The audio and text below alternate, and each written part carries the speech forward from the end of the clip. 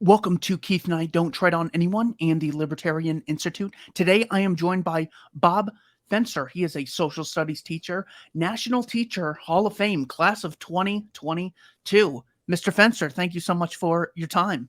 Thanks so much for having me, Keith. Why is history important?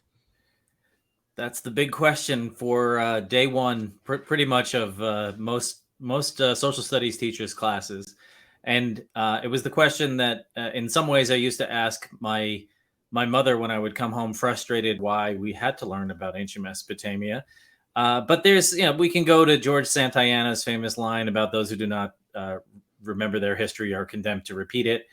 Learning about the mistakes of history. Is hugely important. I don't really buy the fact that history doesn't really repeat itself, but if we don't actually look at the lessons of history, then we can repeat aspects of it. So for me, that's the most important piece of it in making decisions about public policy and where we should go moving forward. That should all be informed by our history. What differentiates a good historian from a bad historian? Well, first of all, of course, everything should be rooted in facts and evidence. Unfortunately, well, I'll tell you a little something that I don't always share with people.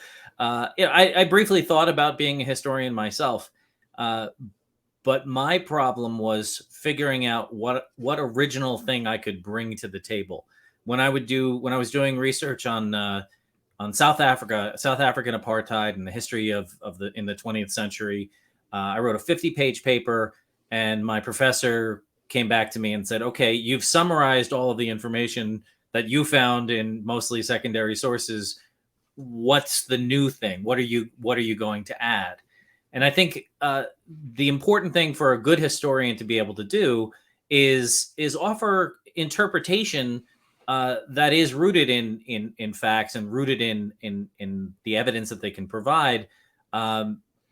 But one thing that I need to absolutely stress is that history is always going to be open to interpretation, and I would argue that there's like a spectrum of acceptable interpretation where you can say, okay, that's rooted deep, that's entrenched enough in the facts to provide that spin or that take on it, as opposed to the reinvention and appropriation of history for political purposes, which happens, I would say, all over the multidimensional political spectrum. What is the difference between history and social studies? Social studies encompasses a variety of fields besides history: political science, economics, sociology, psychology, and more. History is more the focus of course, of what happened and how we interpret what happened. When it comes to finding accurate sources, of course, we might all agree that it's important to find accurate sources, but not agree on what sources are accurate. How can we determine whether or not a source is accurate? One of the, I think, pushes in recent pedagogy for educators has been to do more with primary sources. Now, of course, that can't be the solution and the direct answer to your question, because we know that primary sources themselves are not always going to be reliable, particularly when it comes to people's journals and their memory of what happened. May be shaped in a particular direction or not. But there are some primary sources which are really going to be, there almost wouldn't be a reason to lie, to fake. When the statistical data, the census, that sort of thing. Of course, there can be a range of, a margin of error, I suppose, in data collection. But when we start with looking at the actual documentation we have and looking at what people in the time period said about it, everything does have to be considered through a particular filter. I mean, I think students have the hardest time. Many students have a really difficult time with social studies or with history in particular, because unlike science and math, where there is a correct answer to it's binary, it's always going to be somewhat difficult. But getting back to your question, I think there's a lot that we have to do, and whether we're talking about history or even current events, to vet the sources that we use. There's a lot of things that we have to consider about credibility, and it's not easy. Sometimes we are going to rely on short. We don't all have the time to vet every single source, so you rely on things like the publisher or the actual author. Those are shortcuts that everybody is going to have to take, and ultimately, I mean, I would also say that normally the normal approach would be to say, well, if most of the sources are saying something, then that's probably true. Unfortunately, that often is not the case, and there are certain legends that get handed down that become truisms that are not either. So I haven't really answered your question other than be skeptical and do the best you can to try to filter out the nonsense. What are some of the most misunderstood or underappreciated historical events? That's a great question that ultimately will depend on who we're measuring. Who are we talking about? The American population? Are we talking about even among the educated elite, so to speak? For me, I would go right to my single favorite topic in American history is Reconstruction, and I think the conventional wisdom on that, or most people seem to think that Reconstruction was a failure, for example. And part of it is just in the phrasing. For me, I don't think Reconstruction was a failure. I think Reconstruction was derailed by malintent, by cowardice, and to some extent by practical reality on the part of you couldn't get Northern Republicans to continue for more than a dozen years trying to support causes that were hurting them politically. But the spin that people have on that is often just flatly incorrect, and I think has led to a lot of the problems that never were fully resolved in the civil rights movement. I mean, going back further, obviously the Civil War, there's undoubtedly millions of Americans who still interpret that as being about something other than slavery. And that's like, to me, that, anybody who, I mean, I don't encounter those people very often. I'm happy to say that my students, I no longer have to spend a great deal of time telling my students about Columbus, about the truth about, a more balanced account of Columbus, or the truth about the Civil War. They've been taught that. So there has been some kind of correction made, at least in New Jersey. I can't, and at least in the town that I teach in, I can't speak to many other places. So Reconstruction, is that for American elites or the average American populace, would you say? I would say the average person doesn't even know what Reconstruction is. I mean, I'll be brutally honest. I don't remember ever learning about Reconstruction myself as a student. In New Jersey, we teach U.S. history over the course of 2 years, and the dividing line is usually the end of Reconstruction. But I don't know what your experience was in high school, but U.S. history teachers are kind of notorious for running out of time. And the last thing that, and at this time of year, we're in the waning days of the school year in New Jersey. It's hot and nobody wants to be there. They're looking out the window. I don't know if I was taught and didn't pay attention, or they never got to it. In US too, just as this may be an apocryphal story, but it works. I've been telling it at every back to school night for 29 years. At the end of US 2, my teacher said, "Oh, that's how we won World War II, and there were 2 more wars after that, but don't worry about it; it's not on the final." And so that was not very helpful to somebody who wanted to talk about politics and government in the current day. Those are the things that that were the most interesting to me. As far as most misunderstood historical events among the American elite, so to speak, what would you say is are some of those events? That's a good question. I don't know exactly. I mean, I set up that I set up that dichotomy. I suppose I should have been better prepared to answer it.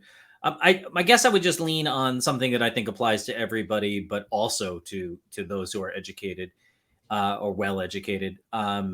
and attentive.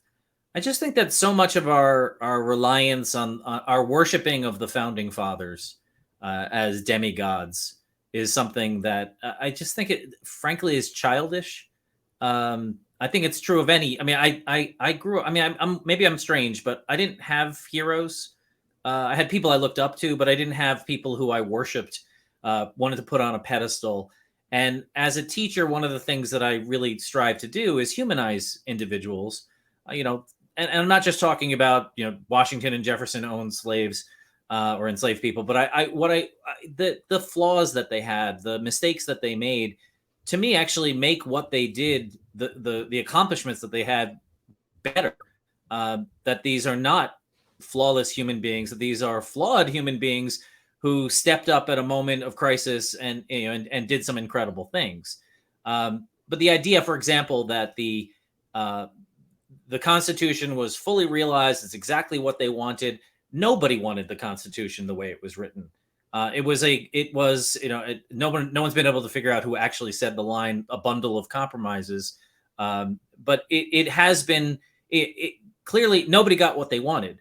And if nobody got what they wanted, then none of them had the perfect vision going in. They accept that, you know, they came up with something that enough people, not everyone, that enough people could accept, and it's worked pretty well. But it's also not a flawless document made by flawless people.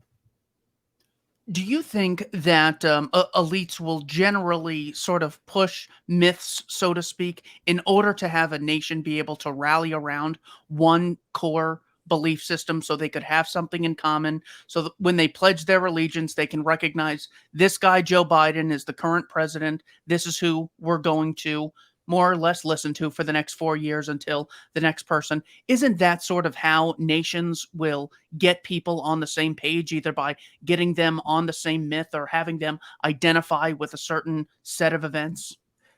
I think yes, and yes, but or yes, and I really should say absolutely. I think that there's always a narrative that is pushed by whoever's in power, by the, you know, and not even necessarily, you know, elected power, people, moneyed interests, whatever phrase you want to use, influential people.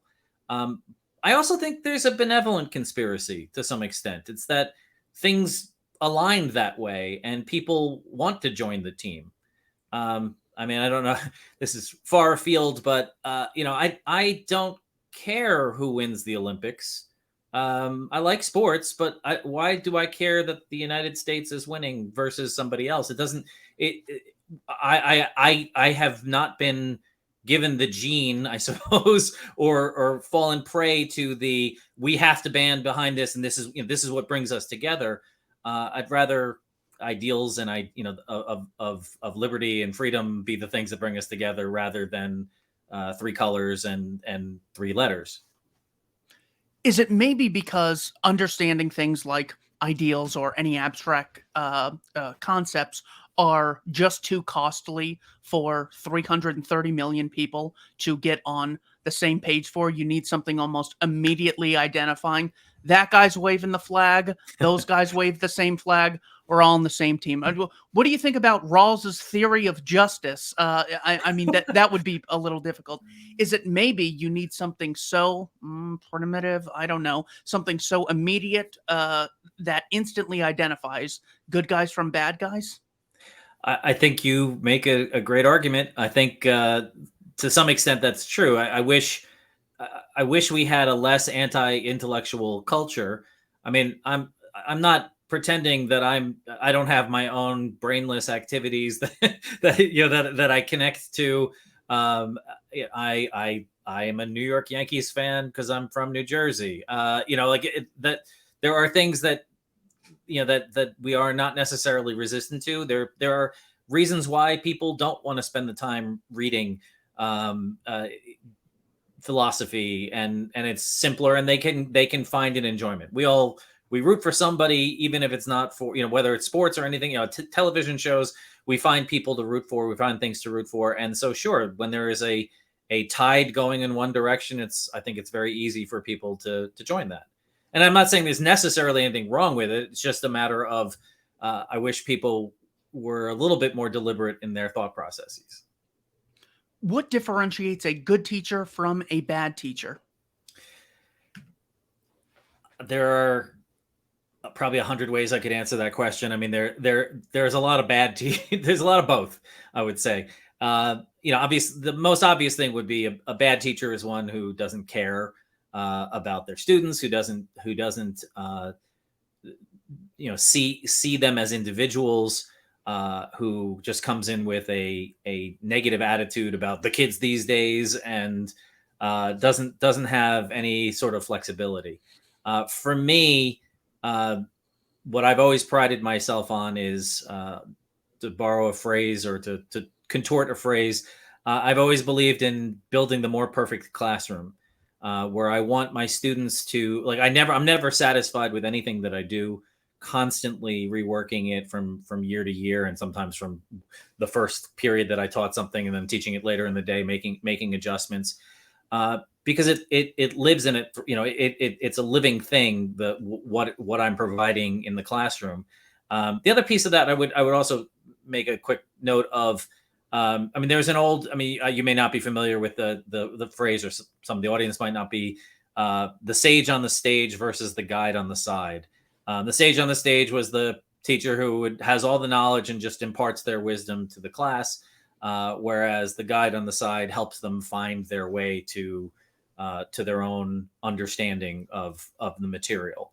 And I frankly, I think we probably should be somewhere in between, because I've benefited pretty greatly from really good teachers and college professors who have done the work and can actually, there's nothing wrong with a really good lecture every once in a while. As long as once again, we go back to rooted in facts and evidence. But I think that's it. It's ultimately comes down to caring about what you do, and not just pulling out lesson plans from last year. This worked last year, let me just do it again, and not even think about it. One of your former students was Nina Jankowicz. She has more or less gotten very heavy-handed treatment from people like Fox. On Twitter, a lot of people were very upset that this governance disinformation board was pushed by Homeland Security. As big haters of George W. Bush, we hate the DHS and everything that comes from it.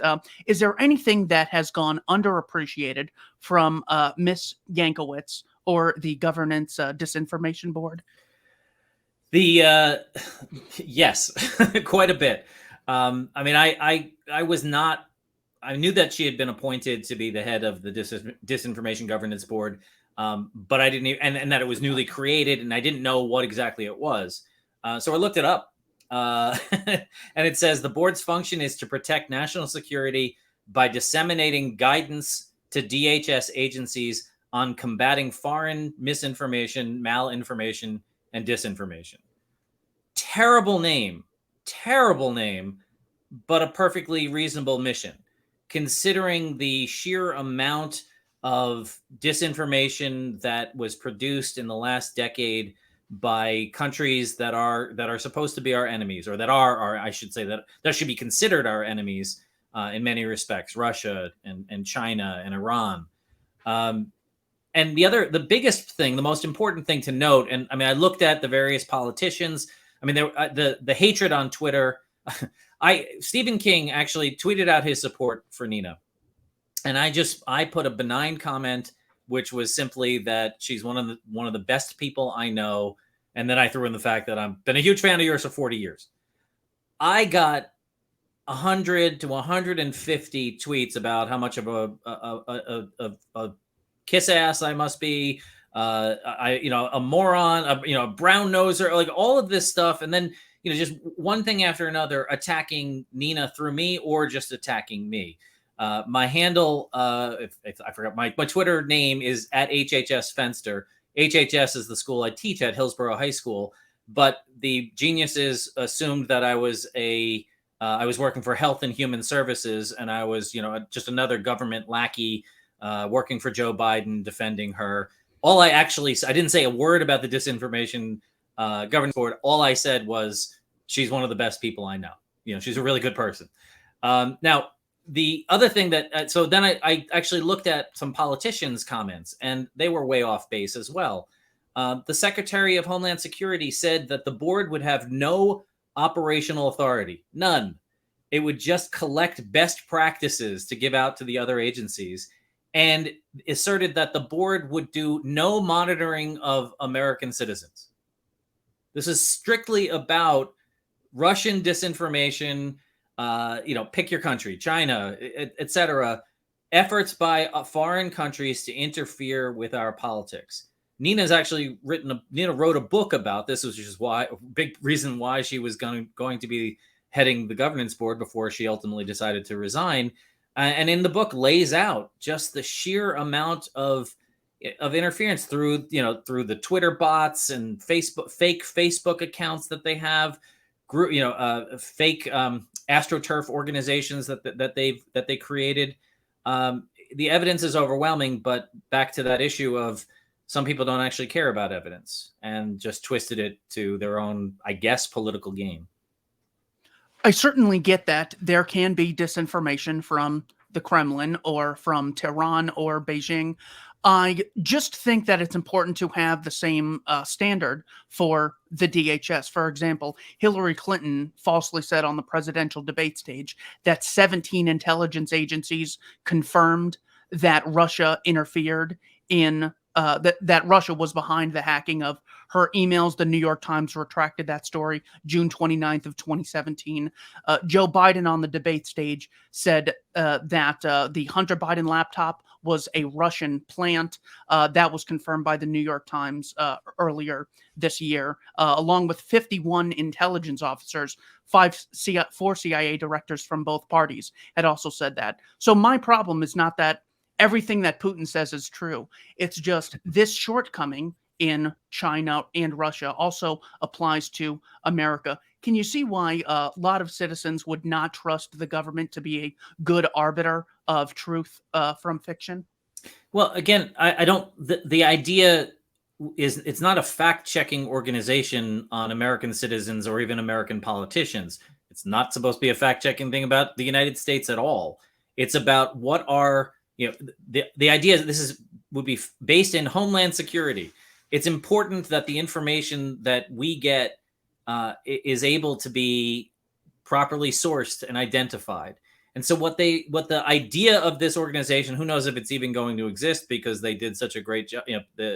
The enemies of the folks on the far right did such a wonderful job of mischaracterizing this. But the idea would be that we don't want foreign enemies manipulating our common understanding of what the truth is. And I have no problem. I love fact checking. I think that's one, getting back to an earlier question you asked. I mean, there's several different independent fact checking organizations that do wonderful work that I consult on a fairly regular basis when I'm not sure about something. Just as a quick example, like pro-choice people are I'm seeing all over my feed, saying that 191 Republicans voted against formula, providing formula to poor people. And while there is a vote in which 100, I think it was 191, they voted against a bill, that's not exactly what the bill was. And facts matter. And I bristle when anybody, right, left, libertarian, whatever they might be, just finesses the facts to the way they want them to try to get across, to score political points.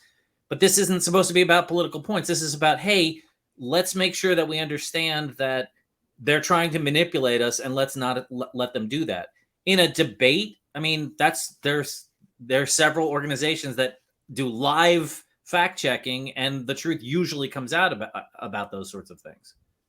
Until, unfortunately, the last president of the United States broke records with the amount of just made up stuff that he would say, and then people who supported him stopped paying attention to the fact checkers because that was inconvenient.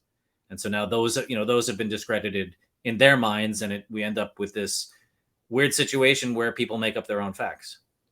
And then he cut off the ability for the public to determine how many civilians are murdered in drone strikes. So yeah, this is like every other thing. We are getting it from both sides. How would you determine if I was informed or misinformed on politics in general? I that's interesting, Keith. I mean, I've listened to a few of your shows, and we have some areas of agreement and some areas of disagreement on politics and on philosophy, but I haven't caught you in anything that I would say was a flagrant whopper of distortion of facts. You just had some. It's a great tactic. I mean, I'm not suggesting you were not accurate, but to throw in dates, she said this on this date, and that's something that one could easily fact check. So I mean, it's just a matter. I mean, it's not really exactly my job or my to sort those things out, but I think a matter of. One of the biggest things is, when someone says something that sounds too good to be true or sounds incredible, well, you gotta check that fact. And I find more often, I mean, my engagement in political conversation tends to happen more digitally, online on Facebook, and at least then you have the opportunity to, instead of live in the moment, look up what the facts are. So when people will frequently distort things, you can actually find out that that's true. I will say, not knowing you at all, you do seem very well read and very well informed. If we were actually going to have a debate of some kind, I'd have to bring my A game. Well, thank you for saying that. And I wasn't necessarily using me as an example, even though I specified myself. What I meant to say was something like, a lot of people will say, gosh, I'm really informed. It's just those other idiots in the world. Right. So we're all saying that we're the right side, and the world would be great if it just wasn't for our stupid opponents. So how can we actually determine who is informed and who is misinformed? And the reason I use myself is say, is there something you would ask me? Is there something you would look to see if I knew about this, if I understood that, if I had how much humility I had with regard to things I didn't know? So I was using myself as an example of how individuals can talk to their loved ones or whoever they're fighting with and get a general idea of who is informed or misinformed in their life, considering this is like the root of so much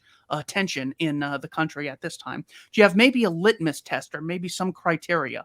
Some people can actually ask others when they're in person to determine who's informed or misinformed. I don't have a question, a specific litmus test or anything like that. But one thing you said, which is to me is sort of like at least my online litmus test, is people not being 100% sure of everything that they say, or being willing to say, you made a good point. I see your point, or even I can see that part of it. That argument was good. Let me back off. I overstated it. Let me recalibrate that. I mean, I think that is so sorely missing.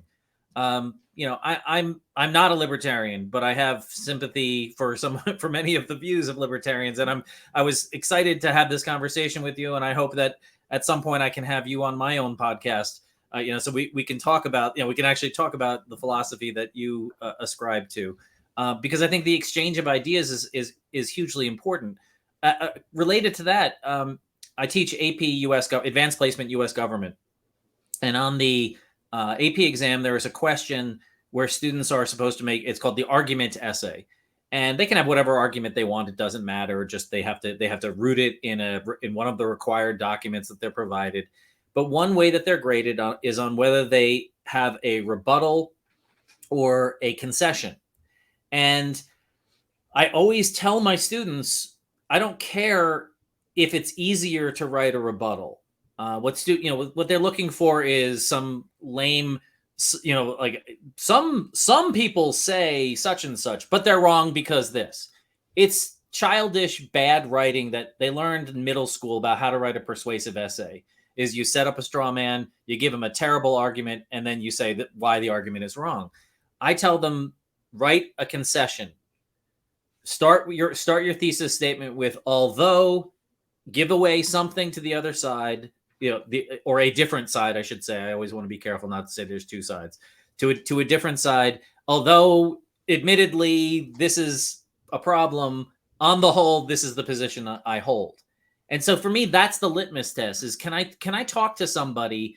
It may not be about being informed or not, but it's about, can I have a conversation with somebody where an exchange of ideas can actually make both of us better for it. So I haven't looked at the population numbers in the countries that are generally mentioned when it comes to enemies of America. But if it's Syria, North Korea, Iran, sometimes China, but certainly Russia at a point like this with sanctions and everything, it's got to be something like 1.5 billion people between all those countries. Is it fair to say those countries are enemies of America, or is it maybe more accurate to say the current ruling classes of these countries are not on the same page, but we should still see populations in other countries as fellow human beings who should be treated with dignity, so we don't justify things like sanctions, which killed a ton of kids in Iraq in the 90s? Sorry if that was leading. I mean, I certainly have sympathy for that, for the general position. I think, I mean, obviously the human part of it is, I mean, there's no way to disagree with that answer. Of course, these are all human beings, many of whom are victims of circumstance, of being powerless in a regime where there is brutal mistreatment of anybody who steps out of line. I mean, to some extent, you could make the same argument about some Americans who have, whatever your political ideology is, you and I probably, I vote, doesn't mean that I'm represented. My views are not usually are often not represented. And, although I can't complain about, I'm not living in North Korea. I can certainly, I do have sympathy for those people. Sanctions, that's a tough one. I mean, I don't know that sanctions, I mean, I'm no expert on foreign policy. I do know that, sanctions were pretty effective in South Africa. There certainly are ramifications, and when the ruling class, when in this case a dictator has no heart whatsoever and doesn't care about his own people, passes the buck along to them, and they're the ones who ultimately suffer. I mean, I think it's more it's a complicated issue where whether you're maybe you're trying to foment revolution, or you're trying to garner sympathy from third parties that aren't even the ones that are directly involved. I mean, ultimately I'm just not prepared to make to completely agree with you, but I understand and appreciate the position. The reason is because there is an alternative view, even though I did not lay out a very unbiased position here. But people like, even on our side, a lot of us were ashamed to hear the head of the Ayn Rand Institute, Yaron Brook, talk about how, killing civilians in Hiroshima and Nagasaki, look at how evil Emperor Hirohito was. To which we said, the civilians are not Hideki Tojo or, the ruling class in Japan. He goes, well, so what? It's not like those people were working to overthrow the current regime in Japan. They were more or less co-conspirators by living there. And basically, we were just shocked to see him say this. And we're like, all right, let's give him the 48-hour rule. He's going to apologize and clarify. And of course, he doubles down. So when I hear something like that come from my side, we're all terribly ashamed, because that is a point of view. Let's go bomb Iraq. Let's bomb Afghanistan. And if we generalize in those terms, we're much less likely to engage in a policy that consists of humanity or anything like that, and much more likely, I think, to engage in an aggressive policy that provokes other nations and creates more enemies than friends. Is that stupid, naive fairy tale land that I'm living in, or is there any possibility that the Yaron Brooks of the world are incorrect? Well, I'll go with you as far as saying that's an awful statement. It reminded me, like, the story you just shared was, the anecdote you just shared reminds me of that moment in, I couldn't tell you which year, 2012, 2016, in a Republican debate that when Ron Paul was running. And he was asked the loaded question about people without health insurance. Should we let them die in the street?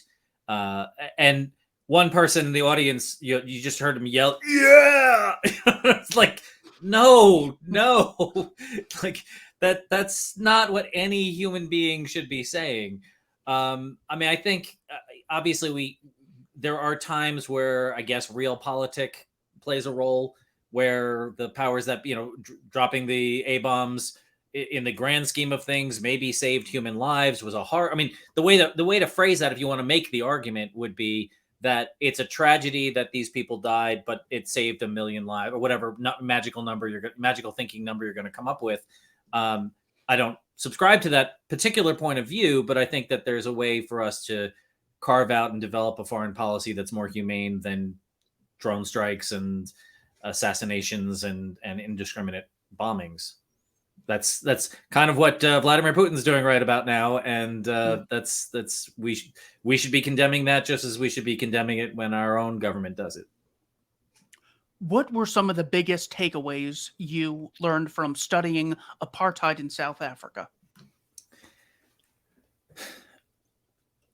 For me, the power of resistance and agency was something that I learned before those words. Well, resistance was obviously a word. I didn't know the word agency in the way that it is commonly used today, where people are making decisions for themselves, even oppressed people.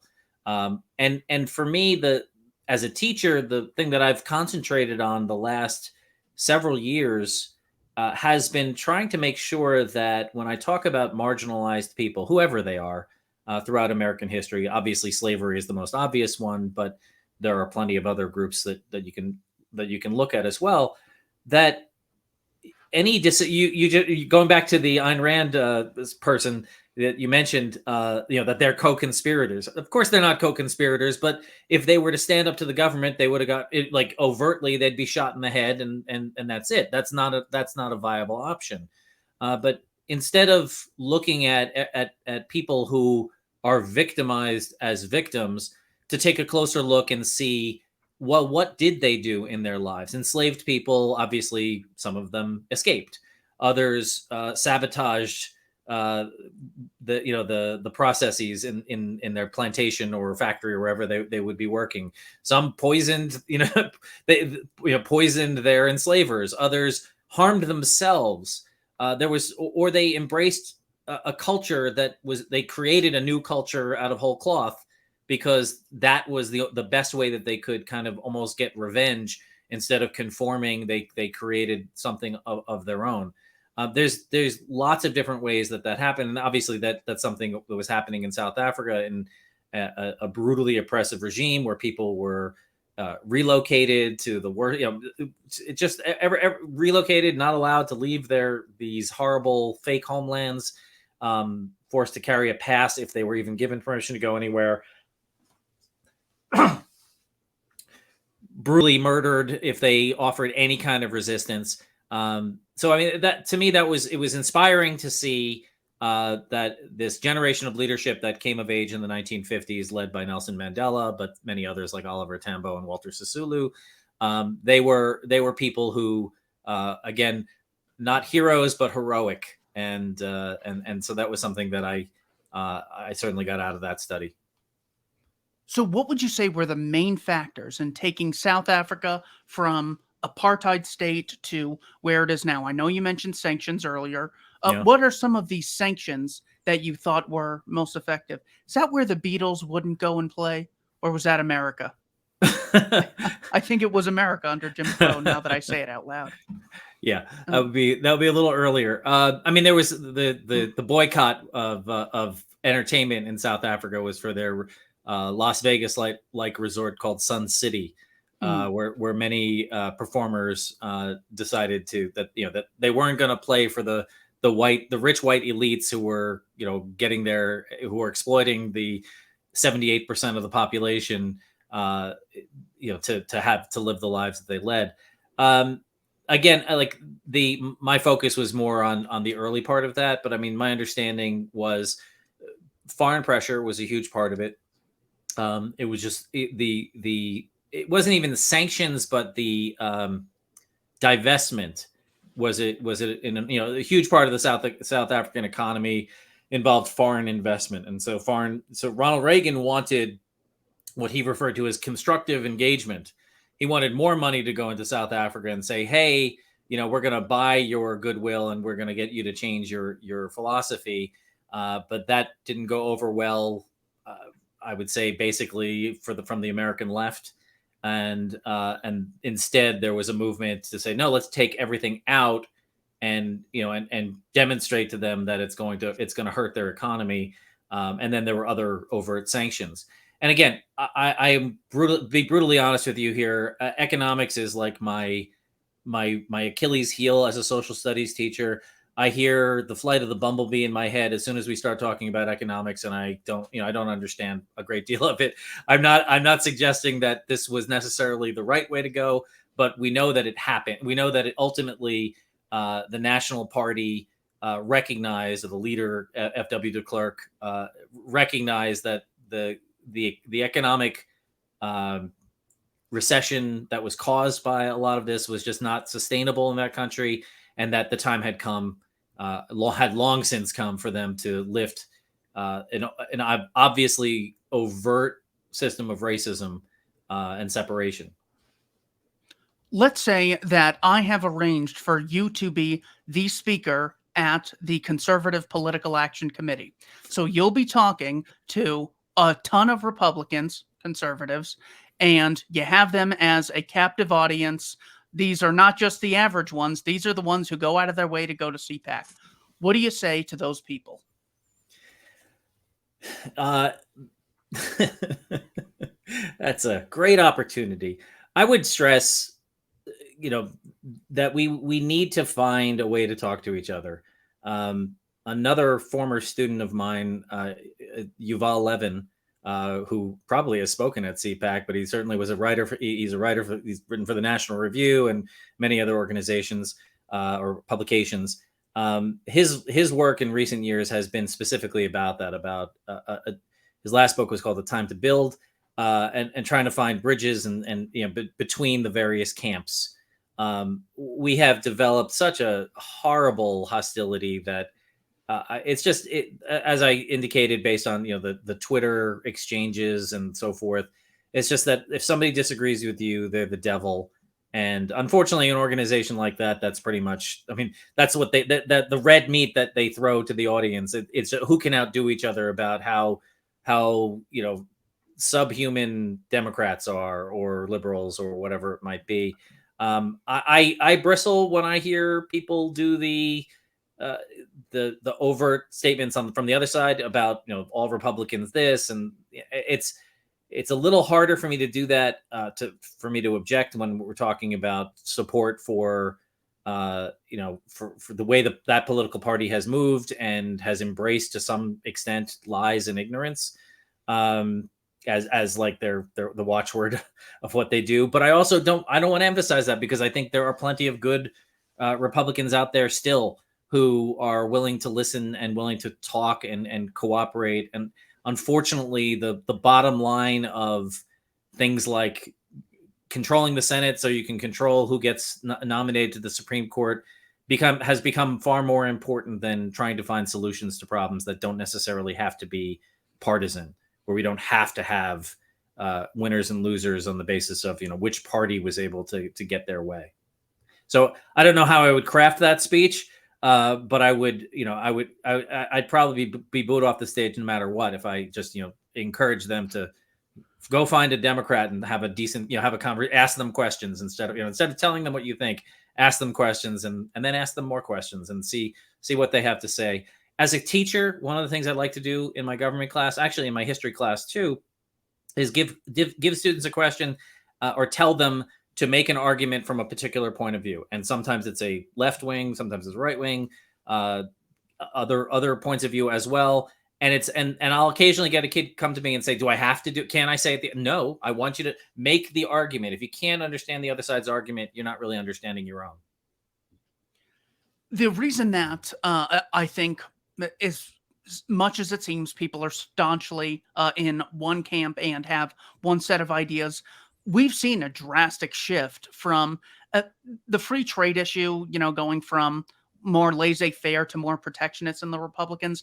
It's not front and center enough to really say that that's been an ideological shift. But when it comes to support for something like the Iraq War, you had people unapologetically saying you can almost to question the military is to commit treason under Bush. That more or less literally is what Republicans would have told you. Then you had Donald Trump in South Carolina running for president saying they lied. The Republican president lied us into a war that killed civilians and caused a terrible crisis in the Middle East, and it gave rise to the Islamic State of Iraq and Syria. So we have the Republican being able to go from pro-war to not just neutral, to not just anti-war, to this was a war that we were lied into. So because you can almost, so long as you're not stealing people's identity from them, you can say, here's your new identity. It's instead of pro-military, it's pro-military, but anti-elite. The poison in the military at the time was this elitist prick Bush, him and his brothers and their, skull and bones stuff. Screw them. They're in the past. This is how we're moving forward. So when we understand that, when we, try to extract lessons from something like that, it does seem like this divide can be yielded, or more or less this wound can be healed more or less. When it comes to maybe finding the source of the divide between people, do you have any theories as to what the primary cause of this divide is? Because it certainly seems like it's getting worse. But then again, there was a civil war in America, so maybe it's been worse before. Yeah, that's one of those things that I keep seeing articles about people trying to point to other times in history where we were more polarized. Obviously, we were polarized based on one issue during the Civil War. Here, it's much more than a single issue. And I think you put your finger on. I think you put your finger on something really important. Is that I don't know that the ideology actually matters that much. Mm-hmm. I think it's ultimately it's sort of making an enemy, demonizing the other side. The fact that that you could have the exact example you gave about Trump coming up with like a complete opposite position on foreign policy on the war in Iraq, and not just shedding huge numbers of Republicans as a result of that, indicated to me that they didn't really care about that issue. I mean, there's a certain small segment of people who maybe were, that maybe came back to the party, who might have left it because they were disgusted by neoconservatism in the Bush administration, but probably not that many. I think about a friend of mine who is a pastor, a fundamentalist Christian pastor, who was utterly tortured by the choice between Trump and Clinton. I'm sure you believe that he had more choices than that, but in his mind, the traditional "I don't want to throw my vote away" kind of argument. He did not like Hillary Clinton for a whole slew of reasons, and I don't know exactly how he voted. He's clearly a Republican, very much a traditional Republican, but Donald Trump was utterly disgusting to him. I mean, just everything about the man was just like anathema to who this person was, except there's that nasty issue for him of abortion, which he genuinely believes that abortion is murder of children. And I suspect at least the first time he probably voted for Donald Trump, and obviously with the pending decision might have ultimately gotten that goal realized. And would that, for some people, would that be worth the price? Probably. But back to the question is, I think it really comes down to any position. I mean, Joe Biden saying that it's really warm today in New Jersey. The response would ultimately be by some Republicans after saying, "Let's go, Brandon," would be, what a wuss. He can't take the heat. It's because he's old and crazy. And it's just, what is wrong with people? Yes, it's hot. Good point. Every once in a while, I would take a moment to say something that Donald Trump said was genuinely funny. I didn't agree with almost anything he ever said or did politically, but I would occasionally say, and I'd have like friends who are liberals and Democrats who would be like, no, couldn't possibly be intentional. It's like, no, he was making a joke. And you may find him like a horrible human being and disgusting, but terrible people can do funny things or even do good things occasionally. It happens. So let me use an analogy to explain what I think the source of this divide is. And I especially think it's an unnecessary divide. So if I'm a serial killer and you're not a serial killer, my answer would not be, well, can't we just get along? It should be, you put me in a cage and shoot me if I resist. So there are some genuine divides. What I'm referring here are false or arbitrary or unprincipled divides. Imagine if we had a national vote, 330 million people, every year to decide which religion everyone should be. And if the Catholic Church wins, we're all Catholic and we all answer to the Pope, or maybe the Protestants win, and then we all have certain pastors that we'd listen to in the 50 states. Whether you like the Church of Catholicism or Protestantism, if they win, everyone has to pay a percentage of their property value and send it to the Catholic Church. If the Catholic Church wages war on Scientology, they have the right to conscript you, and everyone has to chip in for this war, whether you like it or not. If you want a job, you have to make sure you get a license from the Catholic Church. This way they can keep you safe. And there's a new Catholic misinformation board that's going to decipher false and accurate information from other religions, just as a way of letting people know what is true, what is false. It doesn't have regulatory power. But more or less, the Catholic Church in that case would then have the right to do things no one else would have the right to do. I propose that this would cause so much division, it would literally lead to a civil war after, I don't know, 2 or 3 rounds. But because we have freedom of religion, where I can say, I can tell Bob Fenster, you're going to hell, and I know it, and you need to get baptized. The fact that I don't have the right to coercively impose that on you, I can do everything voluntary, but I can't use coercion, is what allows us to have, I don't know what your religious views are, I'm an atheist, but the fact that my friends, I think 2 doors down, they think I'm going to hell and my unbaptized kids are going to hell, and I think they're delusional. We're able to trade. We're able to cooperate. It's been 20 years that we've lived next to each other, because this source of contention is not up for coercive decision-making. It's totally in the voluntary sector. Therefore, entering in coercion or the state into this issue is the source of divide. Am I wrong on that? Certainly your analogy works fairly well. I think that, I would raise the question about why we are more divided now than 20 years ago or 30 years ago, when the state was still involved in plenty of coercive acts. But I will say, piggybacking onto my previous answer, the son of the pastor who I mentioned was in my debate club. This is probably 15, 20 years ago. And he was as right-wing as they come. Just unapologetically right-wing, and in a way that would be incredibly, like, one of our first issues was something about gay rights. And he went up to make a speech, and he delivered a blistering gays are going to hell kind of terrible, like, really what would be horribly inappropriate, certainly would be horrible and inappropriate today, was inappropriate then in terms of the context and so forth. But that was as a freshman. Over the next 4 years, he and I developed an affinity towards each other, me coming from one end of the political spectrum, him from another. And oftentimes we would be sequestered off to in a corner of the room. And I remember distinctly him saying to me something very similar to what words you just used, where he was saying, "You want the government to control this." And I forgot which issue we were talking about. And I was like, well, yeah, but you want the government to tell people this.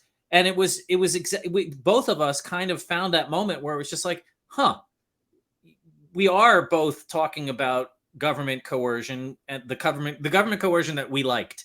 And I think we sort of found an affinity right then and there of like, well, maybe is the answer that the government shouldn't do either of those things.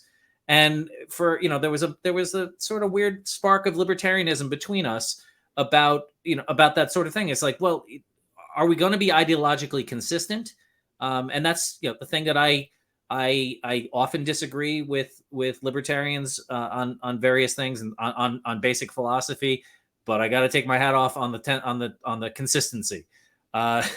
Democrats and Republicans are rarely consistent about their philosophy. They have to bend over backwards and twist themselves into knots to try to justify things and often just ignore the actual philosophy underlying it. That's why Donald Trump could be a Republican despite having protectionist views, despite all of those things. It's populism is what that ultimately amounts to, not actual philosophy.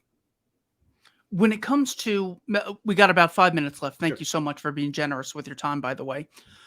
What were some of the greatest traits that Nelson Mandela had as a leader, and what can we learn from him?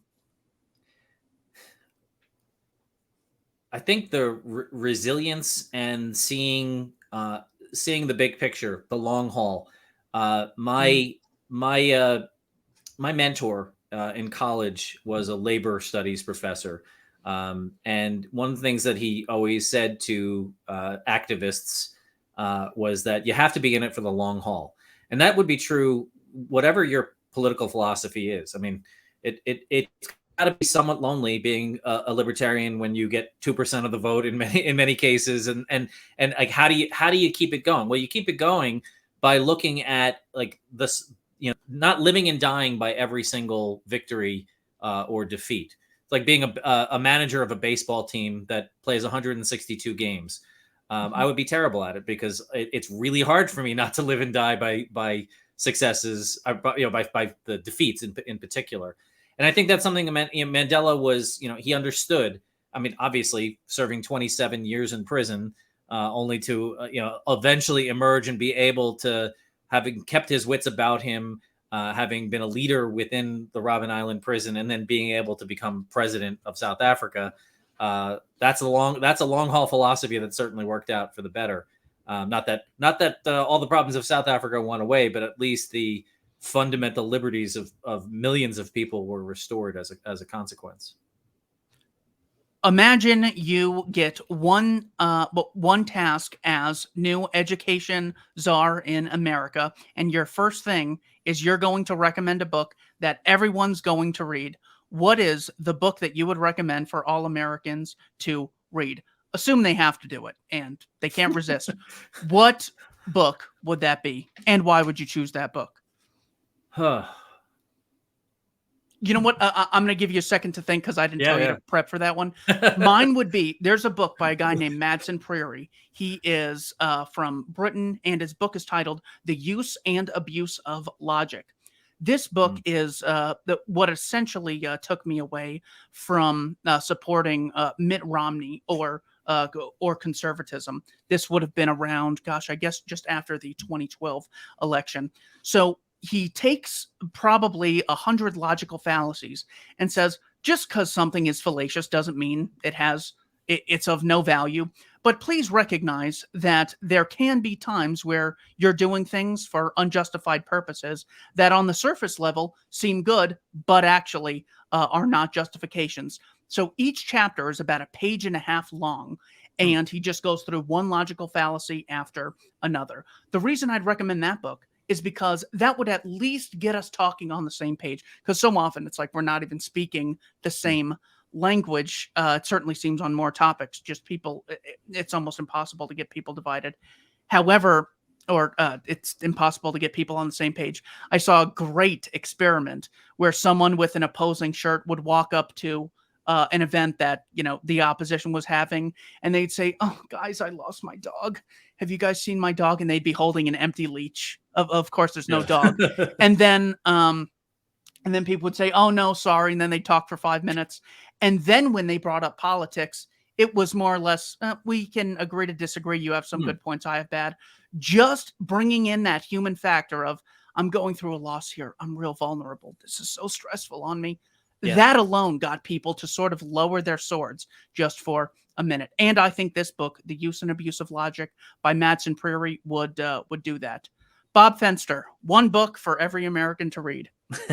It's a little dated, but I think certainly people need to read, if they're unaware of it, James Lowen's Lies My Teacher Told Me. And not even because of the specific, I mean, there's a chapter on Columbus and all, and it did a survey. He did surveys of American textbooks. And again, this is probably 20 years old, American textbooks from the previous decade and what people were taught. And again, it's pretty much a very I'd say left wing perspective. I would not be presenting it to you or anyone else as a necessarily by the politics of the book, but understand that those myths that we talked about much earlier that become collectively, collective truths, are things that need to be examined about how did that happen. What we teach in the classroom, I'm guilty of having taught things that were just not true, but it was something that I was taught. And so, I just would offer that as an idea, just to see the machinations of how reality, our supposed factual reality, is created. Ooh, a chapter on John Brown, one of my heroes. Oh gosh, you've done a terrible disservice. Now I have to restart. Now I have to restart my Prime membership because I said I wasn't going to buy any books, but you've ruined that for me. Now I have to. Mr. Fenster, thank you so much for your time. Is Twitter the best place for people to follow you? Yeah, I think so. That would be at HHS Fenster. Keith, thank you so much. I really enjoyed this conversation, and I definitely want to have you on my own podcast, which is called Bob's Just Asking. There's my plug, which is a podcast about me talking to people about subjects I know very little about, trying to get a better understanding of the world, not only for myself, but hopefully for curious listeners. And thank you to everyone for watching the Libertarian Institute and Keith Knight Don't Tread on Anyone. Take care.